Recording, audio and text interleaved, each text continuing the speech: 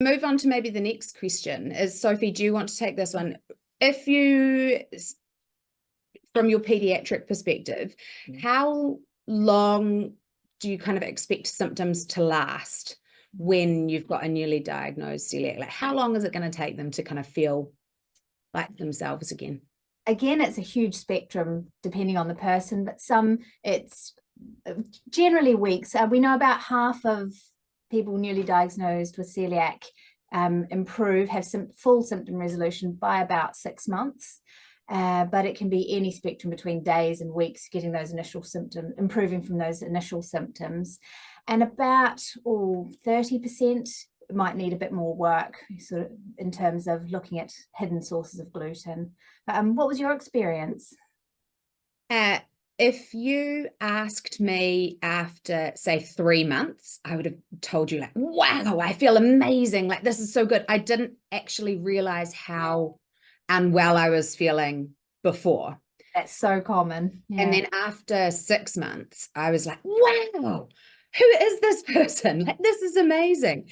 And so I think it probably took me a year to feel properly like myself. And it was a year to kind of, I guess, also, so I was diagnosed in my early 20s.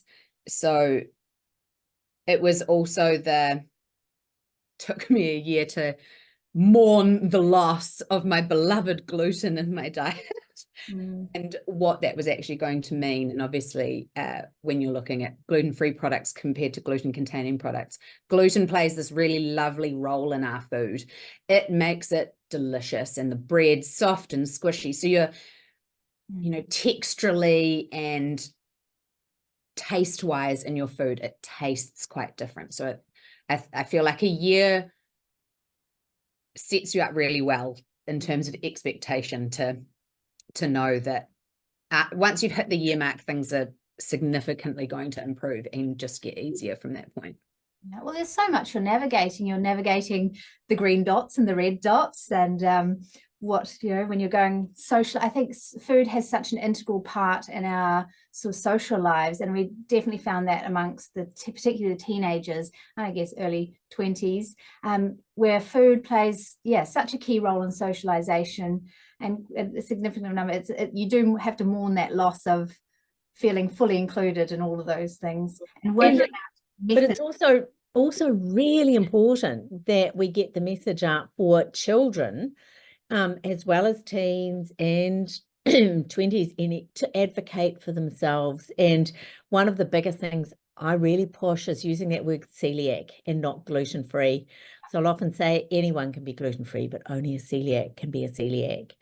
And as young as the child can comprehend that, they're starting to say that for themselves. Ask the question every time. I mean, like, and we obviously talk about celiac disease at home, but like my kids, so 2 and 4, they understand we talk about it in age appropriate terms with them, but they understand the fundamental concepts of mummy can't eat the same things as everybody else.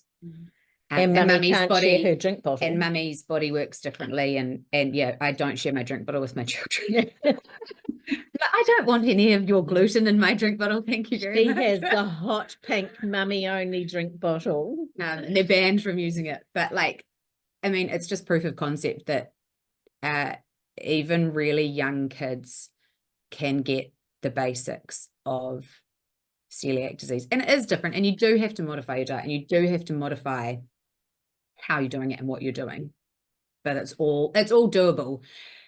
And I know, I guess, speaking to like the people that will watch the video, is that everything gets easier. When you are first diagnosed, your room just shrinks like nobody's business. And the world feels very small and very daunting, and it's very overwhelming. But every new day is another step forward. And now, I wouldn't have it any other way. Like, it's just not even worth eating the gluten. It's just not. Like, there's no temptation left at all. And now it's easy. So it gets easier. There is a light at the end of the tunnel.